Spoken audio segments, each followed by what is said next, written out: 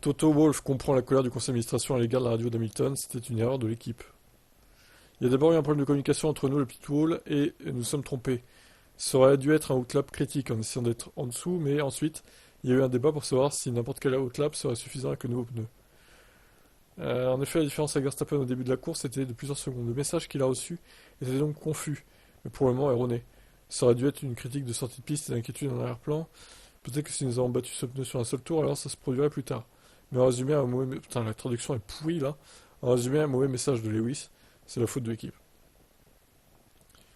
Alors en fait, ils lui ont pas dit de pousser en mode hammer time en fait à Lewis dans son tour de sortie. S'il avait vraiment claqué un énorme temps, peut-être qu'il aurait pu passer undercutant Verstappen quoi. Mais je comprends pas, ils sont tellement mous en fait chez Mercedes. On dirait qu'ils sont endormis pendant les courses quoi. Voilà, c'est à l'image de Toto Wolff, hein, quelqu'un qui est plus énergique, qui est mou, qui est mollasson, il s'énerve plus pour rien. On dirait qu'il a plus aucune passion, il a plus aucun sentiment.